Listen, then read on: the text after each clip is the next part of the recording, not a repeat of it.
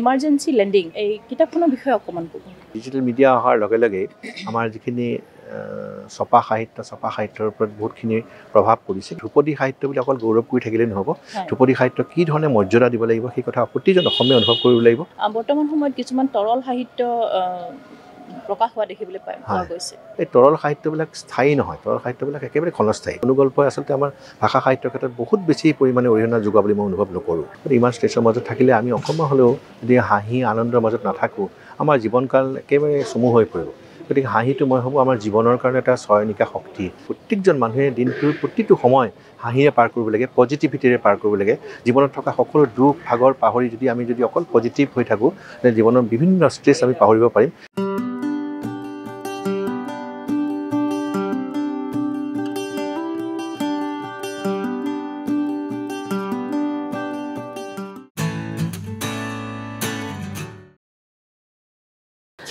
নমস্কাৰ, মোৰ এটি বিশেষ অনুষ্ঠান আন্তৰিকলৈ আপোনালোক সকলোকে স্বাগতম জনাইছোঁ। এগৰাকী বিশেষ ব্যক্তিৰ লগত আজি মই কথা পাতিবলৈ বিচাৰিছোঁ। তেখেত যথেষ্ট ব্যস্ত, তাৰ মাজতে মই মাতি আনি অকণমান সময় কথা পাতিবলৈ বিচাৰিছোঁ। তেখেত হৈছে ডক্টৰ শুভ্ৰকিংকৰ গোস্বামী ডাঙৰীয়া। নমস্কাৰ। আপোনাক মোৰ অনুষ্ঠানত স্বাগতম জনাইছোঁ। আচলতে ইমাৰ্জেঞ্চি লেণ্ডিং এখন খুব সুন্দৰ কিতাপ, আৰু কিতাপখনৰ আজি শুভ মুহূৰ্ত। গতিকে এই কিতাপখনৰ বিষয়ে অকণমান ক'ব। ইমাৰ্জেঞ্চি লেণ্ডিং কিতাপখনৰ নামটোতে গম পাইছে, সেইখন অকণমান হাস্য ব্যংগৰ কিতাপ। আচলতে মোৰ নিজৰ ব্যক্তিগত জীৱনৰ সৈতে থকা জড়িত কিছুমান ঘটনাৱলীক লৈ তাকে অকণমান ৰহণ সানি ব্যংগাত্মক ৰূপেৰে এই কিতাপখন আমি লিখি উলিয়াইছোঁ। তাৰে 10টা কাহিনী আছে। তাৰ প্ৰত্যেকটো কাহিনীতে কিছুমান সামাজিক ব্যংগৰ কথা জড়িত আছে, অৰ্থাৎ সামাজিক বিভিন্ন সমস্যা তাকে ব্যংগাত্মক ৰূপেৰে মই ৰূপ দিয়াৰ চেষ্টা কৰিছোঁ।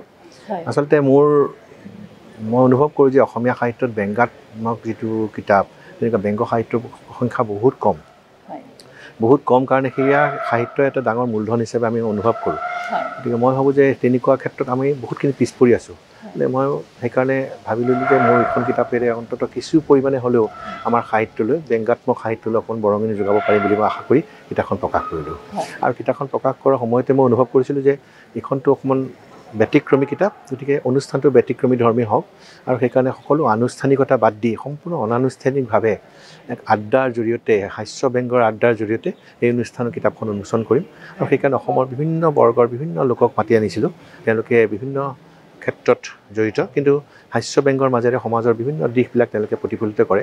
তেওঁলোকে এই আড্ডাৰ জৰিয়তে এই অনুষ্ঠানটিত অংশগ্ৰহণ কৰি তেওঁলোকে সুন্দৰকৈ আজি এই অনুষ্ঠানটি আমাক সাফল্যমণ্ডিত কৰাত সহায় কৰিছে।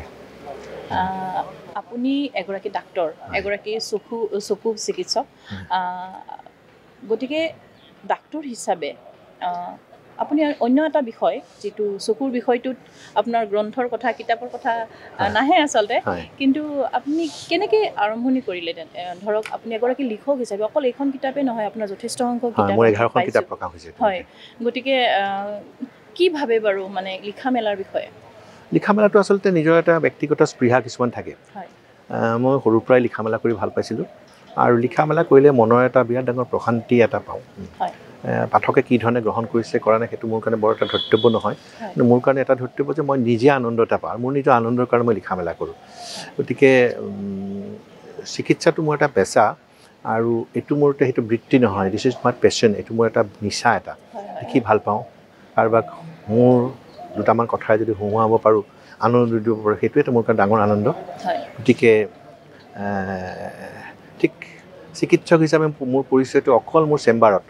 মোৰ এটা ধৰ্ম আছে যে মই চিকিৎসক হিচাপে অকল মোৰ চেম্বাৰতহে মই পৰিচয়টো দিওঁ, বাকীখিনি ক্ষেত্ৰত মই কোনোদিনে চিকিৎসক হিচাপে পৰিচয় নিদিওঁ। লিখক হিচাপে মই অকল লিখক হিচাপেহে লিখোঁ, ক'তো মোৰ নামৰ আগত ডাক্তৰ চাক্তৰটো একো লিখা নাথাকে।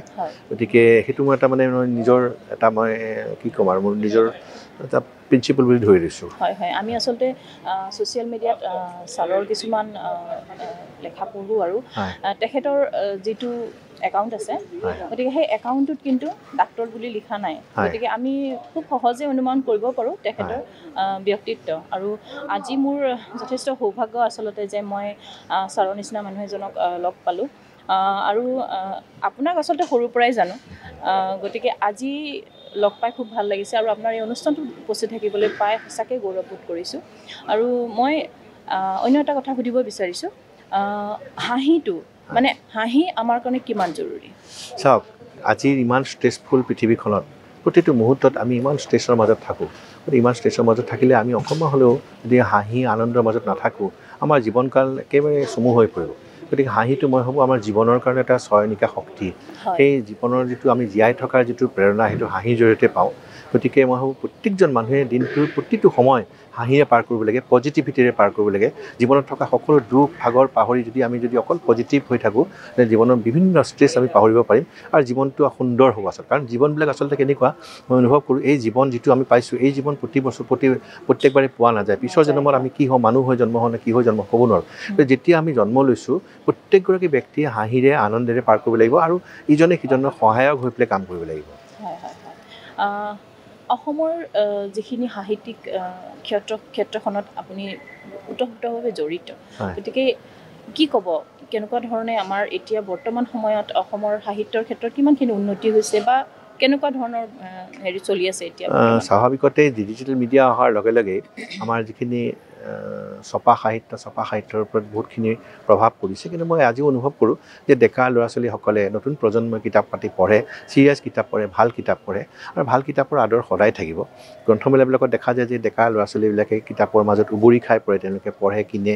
গতিকে মই আশাবাদী, মই কোনোদিন নকওঁ যে আমাৰ ভাষা সাহিত্যটো অধপাতে গৈছে, অধপাতে যোৱা নাই। ভাষা সাহিত্য আমাৰ ঠিকেই আছে, খালি ধ্ৰুপদী সাহিত্য বুলি অকল গৌৰৱ কৰি থাকিলে নহ'ব। ধ্ৰুপদী সাহিত্য কি ধৰণে মৰ্যাদা দিব লাগিব সেই কথা প্ৰতিজন অসমীয়া অনুভৱ কৰিব লাগিব আৰু প্ৰতিজন অসমীয়া প্ৰত্যেকটো মাহতে যাতে তেওঁলোকৰ সঞ্চিত ধনৰ এটা অংশ অন্ততঃ কিতাপ কিনাৰ কাৰণে যাতে ব্যয় কৰে, তাকে মই আহ্বান জনাম। হয়, বৰ্তমান সময়ত কিছুমান তৰল সাহিত্য প্ৰকাশ হোৱা দেখিবলৈ পোৱা গৈছে, তাৰ বিষয়ে? তৰল সাহিত্য চাওক, যিকোনো প্ৰত্যেকজন ব্যক্তিৰ নিজৰ অধিকাৰ আছে, যিকোনো লিখাৰ অধিকাৰ আছে। এই তৰল সাহিত্যবিলাক স্থায়ী নহয়, তৰল সাহিত্যবিলাক একেবাৰে ক্ষণস্থায়ী। সেইবিলাক কোনো পাঠকে দীঘলীয়া সময়ৰ কাৰণে গ্ৰহণ নকৰে। এই তৰল সাহিত্য যোনে লিখিছে তেওঁলোকে অনুভৱ কৰা দৰকাৰ যে সেইবিলাকে সাহিত্য আচলতে আমাৰ অপকাৰ কৰিছে, আমাৰ সাহিত্য জগতখনৰ অপকাৰ কৰিছে। তেওঁলোকে সেই তেনেকুৱা ধৰণৰ সাহিত্য নিলিখি যিখিনি পাঠকে গ্ৰহণ কৰে, পাঠকে ভাল পোৱা, আমাৰ সমাজৰ কাৰণে দৰকাৰী, লগতে আমাৰ সাহিত্যৰ কাৰণে দৰকাৰী যিখিনি সাহিত্য, তেনেকুৱা সাহিত্যৰ প্ৰতি মনোনিৱেশ কৰাটো দৰকাৰ। হয়, মই শেষত আৰু এটি প্ৰশ্ন সুধিবলৈ বিচাৰিছোঁ। এটা শব্দ অনুগল্প, অনুগল্পৰ বিষয়ে কি ক'ব আপুনি? মোৰ সেই বিষয়ে আচলতে বৰ এটা জ্ঞান নাই, বৰ ধাৰণাও নাই, বৰ উচ্চ ধাৰণাও নাই, একেবাৰে নিম্ন ধাৰণাও নাই। মই পঢ়ি পেলাই মোৰ ব্যক্তিগতভাৱে মই অনুভৱ কৰোঁ যে অনুগল্প একেবাৰে কেইটামান শব্দৰ মাজত এই কথাখিনি প্ৰকাশ কৰাটো যথেষ্ট কষ্টকৰ। তাৰ মাজত কিছু সংখ্যক সফল হৈছে, কিছু সংখ্যক বিফল হৈছে, কিন্তু তাতকৈ অকণমান বঢ়াই দিলে বেছি ভাল। এই কেইটামান শব্দৰ মাজত গোটেইখিনি বস্তু আচলতে ফুল খাই নাথাকে। অনুগল্প লিখকসকলেও তেওঁলোকে চিন্তা কৰা দৰকাৰ যে অন্ততঃ আৰু তাতকৈ অকণমান দীঘলীয়া কৰিলে কিন্তু তাতকৈ ভাৱ প্ৰকাশত আৰু বুজি নাপায়, কাৰণ সেইখিনি কবিতাৰ নিচিনা হৈ যায়। কিছু পৰিমাণে বহুত সময়ত সেইবিলাক এবষ্ট্ৰাক্ট হৈ যায়। এই এবষ্ট্ৰাক্ট কথাবিলাক ভাবিবৰ কাৰণে বহুত সময়ত অসুবিধা হয়। গতিকে মোৰ এইটো ব্যক্তিগত ধাৰণাহে যে অনুগল্পই আচলতে আমাৰ ভাষা সাহিত্যৰ ক্ষেত্ৰত বহুত বেছি পৰিমাণে অৰিহণা যোগোৱা বুলি মই অনুভৱ নকৰোঁ। হয়, আৰু আমি ভৱিষ্যতে আপোনাৰ পৰা আৰু কি আশা কৰিম? মই সুস্থ সবল হৈ থাকিলেও আপোনালোকৰ পৰা আশীৰ্বাদ বিচাৰিছোঁ। সুস্থ হৈ থাকোঁ, সুস্থ হৈ যাতে জনসেৱাত যাতে আত্মনিয়োগ কৰিব পাৰোঁ। মোৰ যিটো বৃত্তিক যাতে মই সম্পূৰ্ণৰূপে সেৱাৰ মনোভাৱেৰে যে কাম কৰি যাব পাৰোঁ, তাৰ লগে লগে যেতিয়া সময় পালে যদি মই পাৰোঁ অকণমান সময়ৰ কাৰণে হ'লেও এনেকুৱা ধৰণৰ কামবিলাক কৰিব যাতে মই সুযোগ পাওঁ, ভগৱানে যাতে মোক আশীৰ্বাদ দিয়ে, তাকে কামনা কৰিছোঁ। নিশ্চয় আপোনাৰ যথেষ্ট কামনা কৰিছোঁ ছাৰ। আৰু ছাৰক লগ পাই সঁচাকৈ আজি খুব ভাল লাগিছে আৰু এইখিনি আমাক সময় দিছে ইমানখিনি ব্যস্ততাৰ মাজত। গতিকে আপোনাক ধন্যবাদ জনাইছোঁ আৰু আমাৰ এই অনুষ্ঠানটোৰ সামৰণি মাৰিছোঁ। আপোনালোকৰ চেনেলটোৰো মই দীৰ্ঘজীৱী কামনা কৰিছোঁ। এনেকুৱা ধৰণৰ চেনেলে আচলতে সমাজলৈ এটা শুভবাৰ্তা নিয়ে সদায়। গতিকে আপোনালোকৰ চেনেলৰ জৰিয়তে যাতে ৰাইজে যাতে সদায় সমাজখনৰ কাৰণে শুভবাৰ্তাৰ চিন্তক হৈ পৰি থাকে, মই তাকে কামনা কৰিছোঁ। ধন্যবাদ ছাৰ। Thank U.